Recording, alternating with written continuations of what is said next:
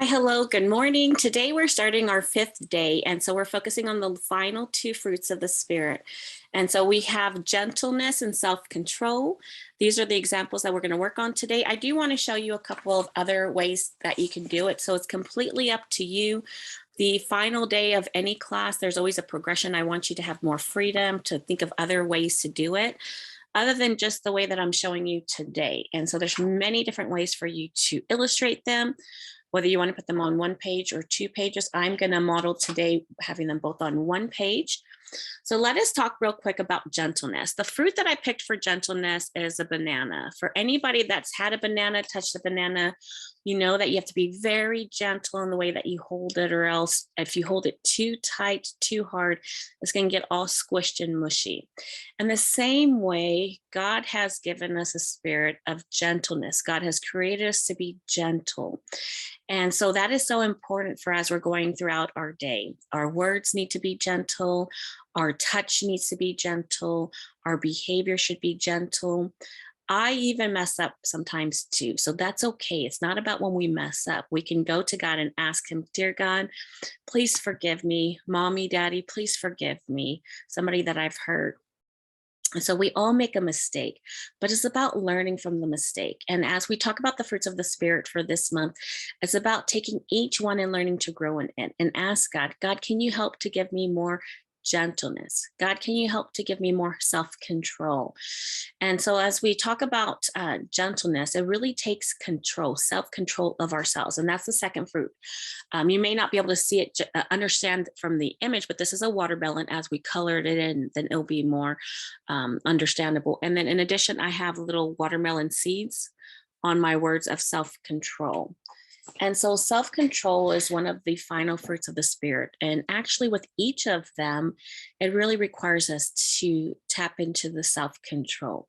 It's not easy to be gentle with our words when we're angry, when we're upset.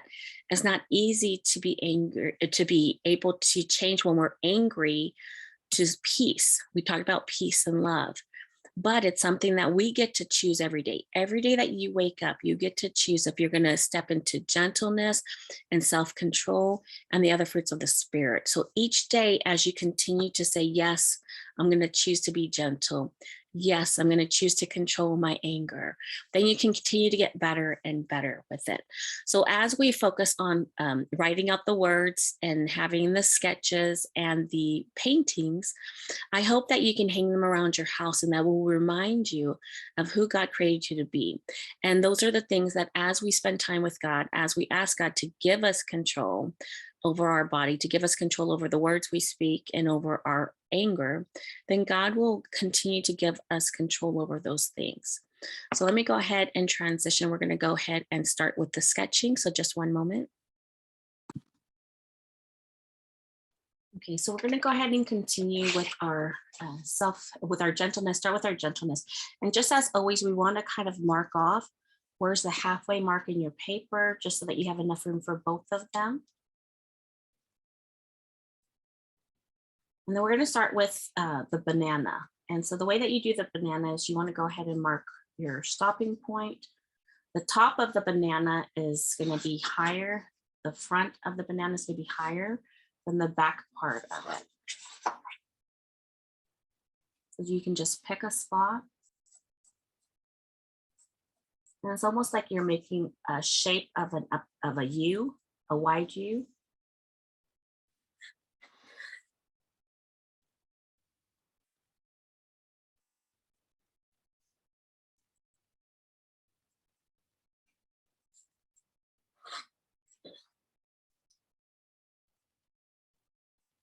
So make it darker just for you to be able to see.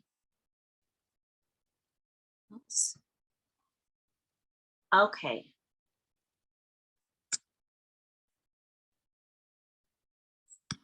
We should, hold on just one moment.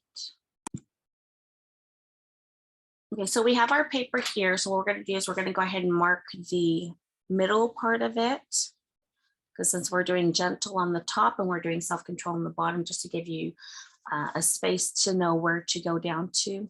Actually, okay. And then the way that the banana is, I'll show you one of the samples, is it's going to curve where it's higher at the top on the right-hand side, and it's going to not curve as long on the left-hand side. So overall, it's almost like a smile or a U shape. I like to really help people to focus on what is the shape of something. And so as go ahead and mark where you're going to start at on the top. And then you can also mark where do you want to aim at to end right here. So I'm going to go ahead and connect these two lines. Remember, because I'm teaching a class, so my lines are not necessarily going to be this dark if I was doing this on my own, because you want to be able to erase it. So if you're sketching it out, then you don't want to make it as dark. And then as you have your outline, then you can go back and make it darker. But I just darken mine just for those that are watching. So then you're going to have your shape connect. Mine is at too much of a curve, so I'm going to actually modify that and adjust it. I'm sorry, too much of an angle. I want it to be a curve is what I'm wanting it to be.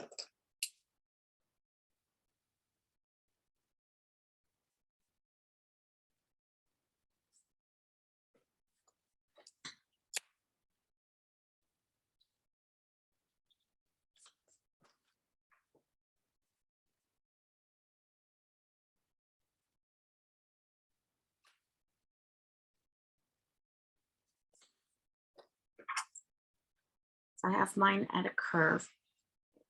And then what we're going to do is we're going to focus on the top part here first. You're going to create another small U shape here. And this is going to be for the stem of the banana. And I'm going to actually erase this back part because I want it to curve. So I'm going to curve where I wanted my, and actually I want it a little bit longer. I'm going to curve this one.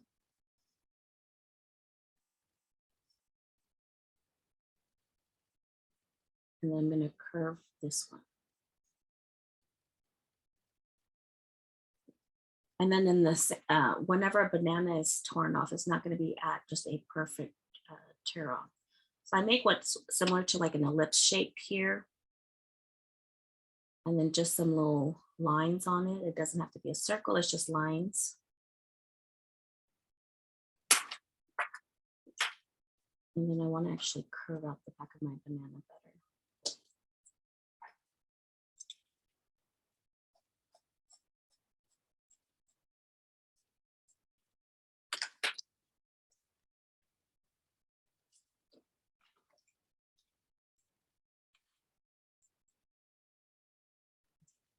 Now, since we have the back bottom part curved out more, we're going to go ahead and begin to mark the other side. This is easier to give you the shape of the banana that you want.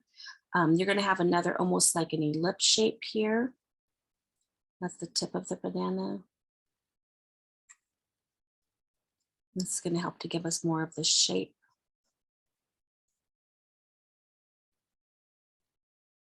And then what we want to do is connect this piece all the way to this piece up here.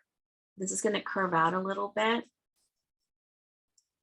And then depending on how big you want your banana, I like to mark a middle point. And that way I have kind of a guide.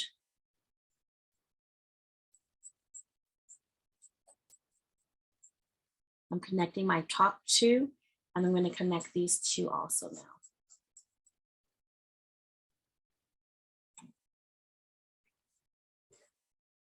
What I'll do is I'll go ahead and make it darker for those of you that will help you to be able to see. So that's the way my banana is so far. Another thing is, so I need to curve this a little bit more.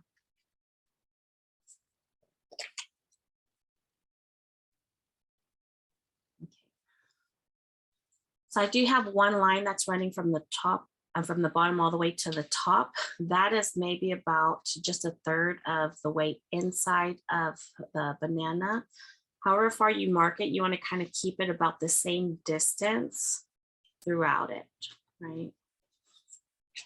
So I'm just going to go ahead and mark where I want it to start at. I like to always just mark in the center because it helps me to have a closer focus. And then the same thing with the top part. I'm going to mark where is that marking going to be at. So now what I'm going to do is I'm going to go ahead and connect this part with the middle part.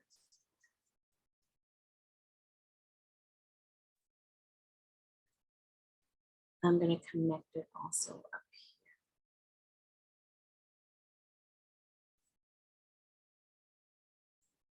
So there's your banana right there. And so the words gentleness, you can either do it like this sample that I have here, where it's just straight across there, or you can have it where it's kind of curving in.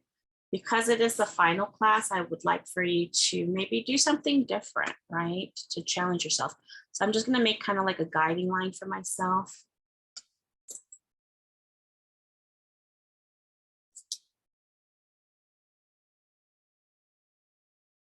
And then just like before, for gentleness, you can just write it out. And then from there, we're going to do the bubble letters. Because we have a lot of space here, you can go ahead and space out this time your bubble letters.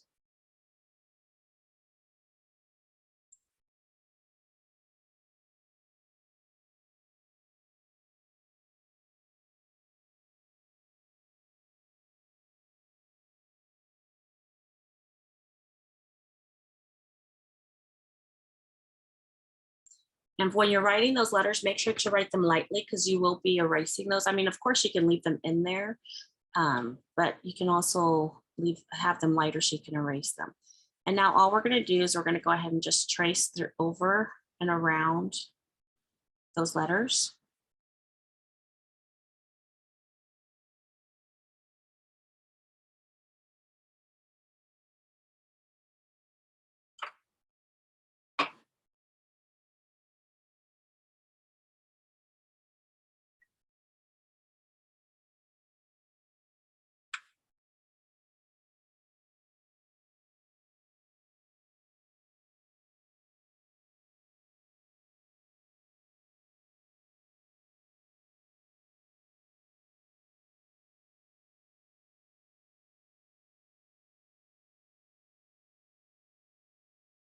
And the more that you practice your bubble letters, you actually won't need to make the little lines on the inside. The only reason I'm doing the lines on the inside is just to help. We have several people that are just joining us for the first time today. But normally for me now, because I've practiced so much with the lines in the center. So then you want to go back and erase your lines in the center. So that gives you your word gentleness. Take time, because remember, once you paint it, anything that's not been erased, then it's going to actually be in your painting. So if there's anything that you want to erase, your extra line that I drew to write the words on, I want to erase that. You want to erase your lettering on the inside. Having a pencil eraser is a little bit easier, but I also usually use one of these erasers. So I'll let you do that, and then we're going to go ahead and go on to self-control. In the same way, for self-control, we're going to put it here, and then we're going to do however large that you want to make your watermelon. But I'm going to go ahead and focus on the bottom part of this paper is going to be for the word self-control. And because the word is actually very long, you actually don't want to make it so wide and spread apart unless you make it smaller, like the word gentleness. So you have to be mindful not to make it too big. So I'm going to do the same thing and just write out the word self.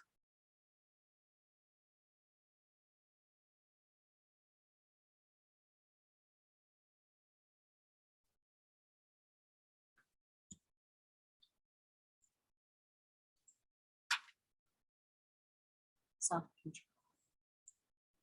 So I wrote mine pretty large, so I can either erase it to make more room on the side, but what I'm going to do is I'll go ahead and add my watermelons around it. So you can do it however you want to on that. And then what we're going to do is we're going to go back and trace around our words to make our lettering.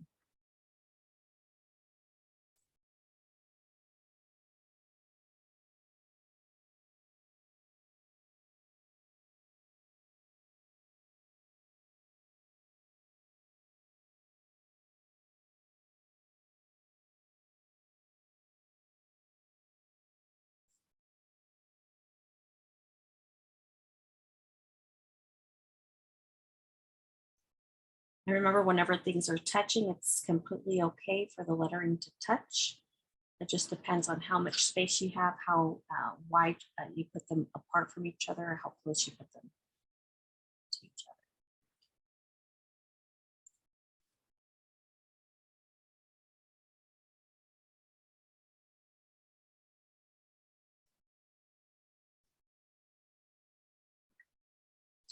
And then what we're going to do for the watermelon is I'm going to actually use the space up here. So if you have room, you can put your watermelon to the side of you here. And so we're going to start off with just a circle. Remember, it doesn't have to be a perfect circle. We're not looking for it to be perfect.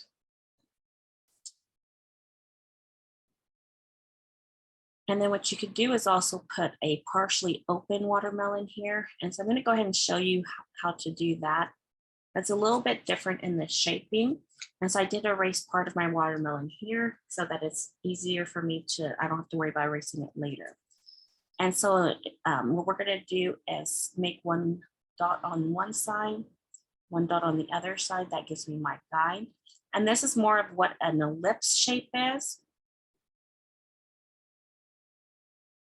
And this is helpful for any time that you're going to make anything like a cup or anything that you can see the top part. You have like an ellipse shape. And then on the bottom part, of course, for half of a watermelon, it's going to be half of a circle.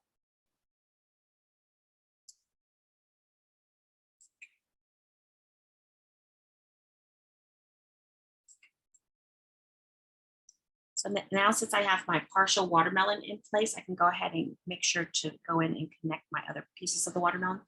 So now this part is actually pretty easy. I'm going to make some curved lines throughout my watermelon.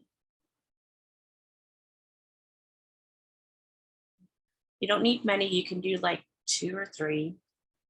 And then this is going to be the top of my watermelon here. And what I'm going to do is I'm going to actually take that straight line. I'm going to actually make another line over it, but the lines go up and down, up and down. I'm going to do another one right next to it in the same pattern.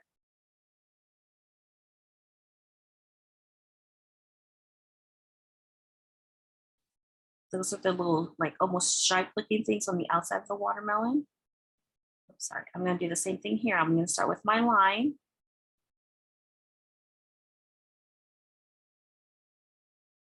And just little wiggly lines is all I'm doing.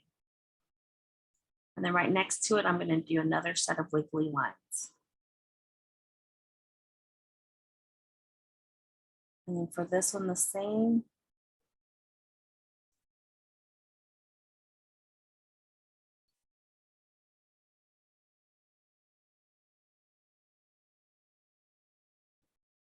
And then the same thing for the bottom part of this watermelon.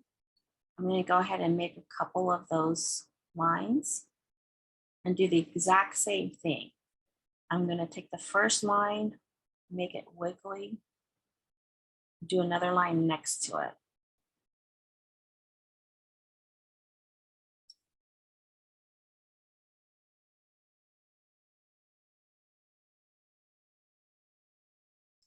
So the final step is to draw your little seeds on the inside. Actually, you want to leave a little border around it because that's the little white part of the watermelon. So I'm just drawing a tiny little border from the outside of my lips. And then you can add some little seeds. You can add however many seeds that you want to it. Because it's just a partial view, you're not able to add too many seeds to it. And then some of the other decorative things that you can do is you can actually add some leaves to it. You can add some other open watermelons next to it. So I do want to show you real quick, just in case if you want to do the watermelons like this, it's simply just drawing a triangle. So I'm going to add a couple of these to this image. I'm drawing a curve. I put a little dot in the center and I'm connecting that. And then what I'm going to do is add the little curves for the white part. And then you just add your little watermelon seeds. The watermelon seeds are just like little raindrops. So you can add a couple of those if you want to. Joanna did a sample where she added some of the watermelon pieces to her words. You can also do that. It's completely up to you however you want to do it. So I just wanted to show you. And so I'm gonna just add one more. It's just a triangle with a curved bottom.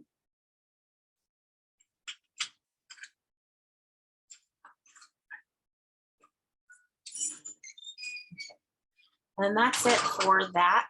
One of the things I did do for this sample, I'll show you real quick, is I went ahead and I added little watermelon pieces here to paint. So you can do that, but you don't have to do that. So, okay. And so what you want to do right now is to go ahead and go back and erase any extra lines, like for the lines in the center. We don't use those. You can leave them on there if you don't mind them, but you can go ahead and erase them into where it's open like that. You can add the watermelon seeds. You don't have to. One of the things I did for the gentleness is I added the little polka dots on it. So we've been doing stripes, we've been doing polka dots, hearts, all kinds of different things. So feel free to make it however you want. So let me go ahead and give me a moment to transition and we'll go ahead and do the painting part.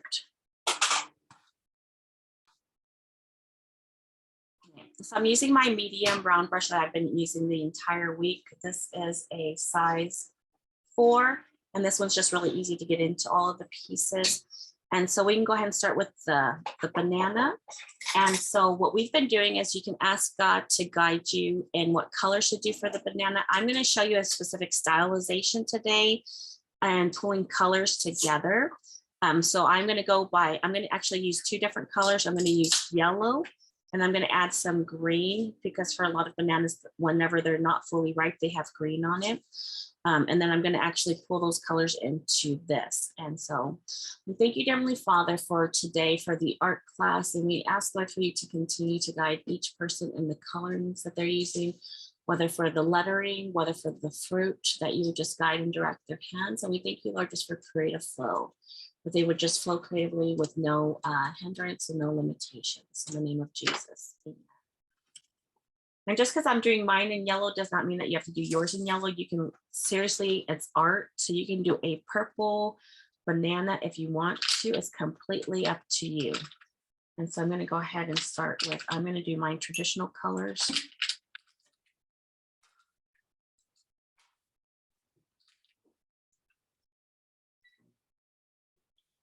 Give me just a moment, guys. I need to go get my charger real quick. So I'm just going to stop the video. Okay, so I'm just starting with some yellow. And as I've been talking about for this week, you want to start your color in the center. And that way you're not having your color bleed down out the edges.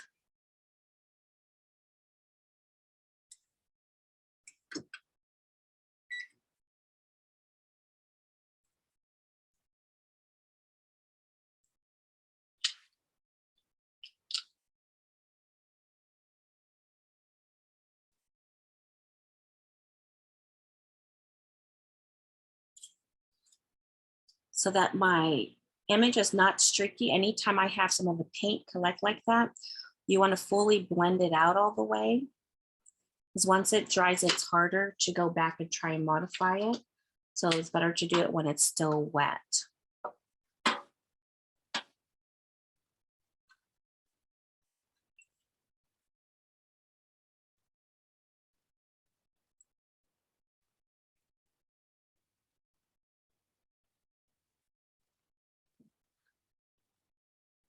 Now, since I'm done with the center part, I'm going to go ahead and take some of that extra paint on my brush and start working on the outside pieces.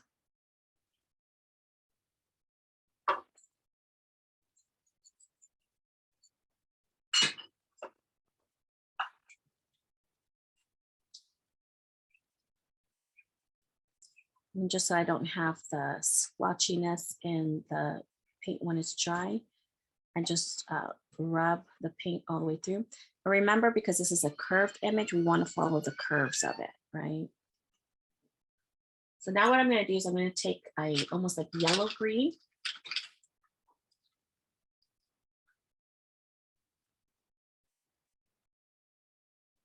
I'm going to add a little bit of yellow green to the image here. I'm not adding a bunch, just a hint of it.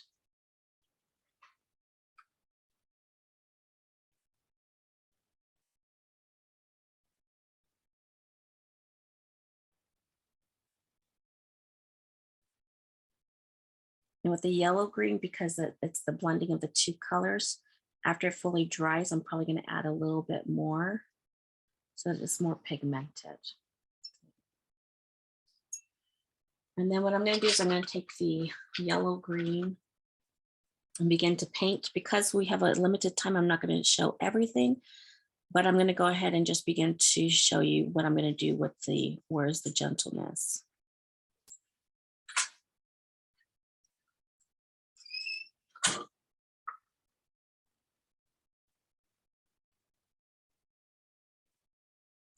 I'm using my green color. The reason why I'm using the green is because that's why I put it in with the banana, is it's pulling the colors from one image, which is the word gentleness, into the other image. And then what I'll do for the polka dots is I'll actually have the polka dots be yellow, because the yellow is more of a transparent color. I will probably need to go in for the polka dots and to paint them more than one time.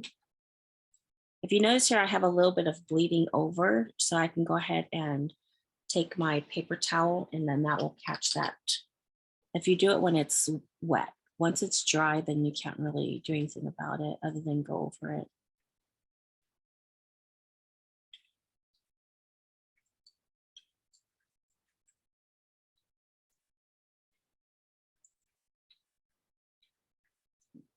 That's all I'm going to show for right now. I'll let it dry, and then we're going to go ahead and get to the watermelon. And so for the outside of the watermelon, it's green, and then the inside is going to be red. I'll go ahead and do the red first. And of course, your seeds are going to be black.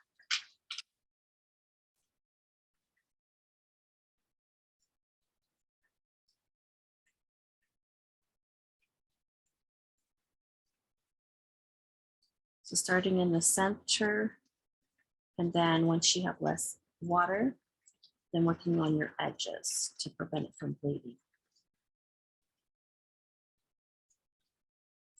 I still have a lot of paint on my brush. I'm going to go ahead and paint my L.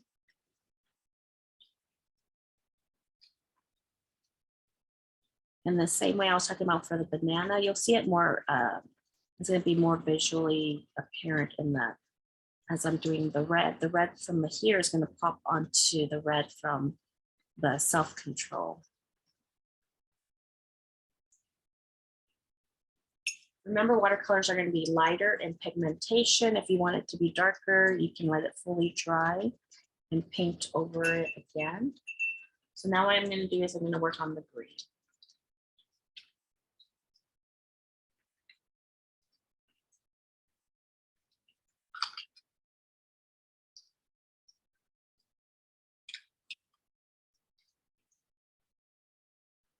I'm mixing two colors together because I didn't really like the first color the way it came out. So I'm mixing a darker green and my yellow green together to give it a combination color.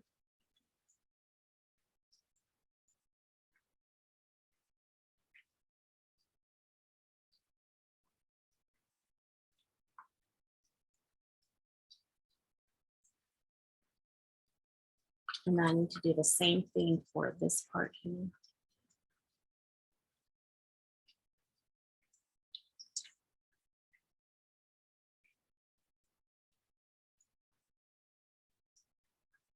And one of the things that I forgot to actually do in the illustration, and so it's going to be difficult to do with watercolors, but for those of you that maybe haven't painted it yet, there's a little part here that's supposed to be white.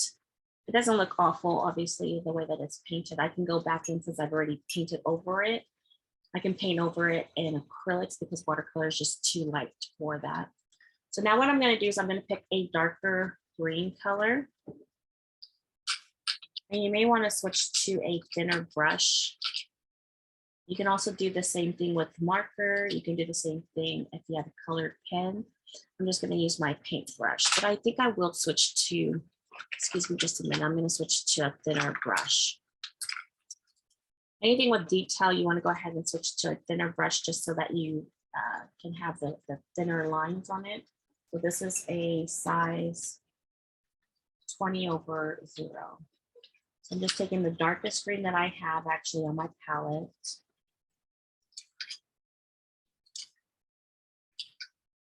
And that's the green I'm going to use for the detail.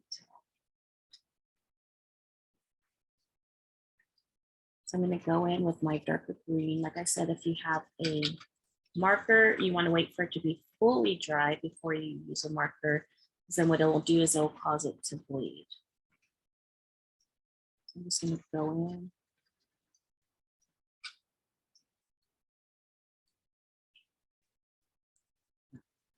Too much water.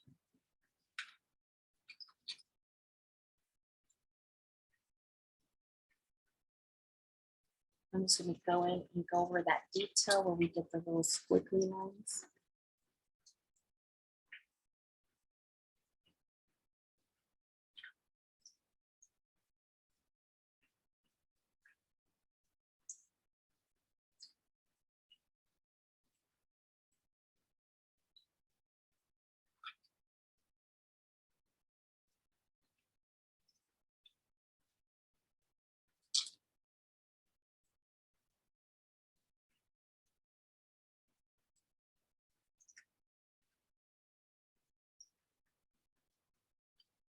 And then from there, I'm going to go ahead and do the brown tip.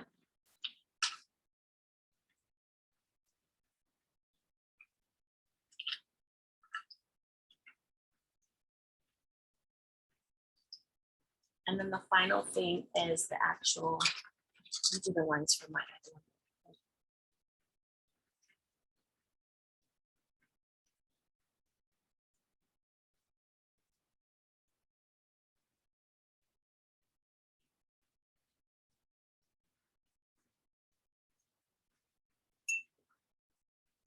So then the final thing is the black for the strawberry.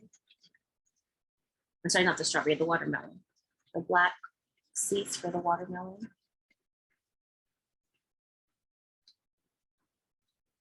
My watermelon is still a little bit, this part is still wet, so let me go ahead and do it on the lettering. Let's add a little bit more time to dry. So any of the details, I always fully let my image to dry completely. This helps in many different things. It's more pigmented on what you're painting on top, but then it also prevents it from bleeding. Because if you add it and it's wet already, then it can easily bleed on it. So you want to go ahead and you can add your little dots for your watermelon. You can do the watermelon seeds also with a marker. You don't have to use a paintbrush. And then, yes, okay, so I also showed you this one here. So I'm gonna go ahead and give you time to work on it. I'm doing the two different coloring here, the light green and then the yellow. What I'm thinking I'm gonna do is I'm gonna actually change my green to this green, just so that as a whole piece, it pops. If I was just doing the banana, that would be enough.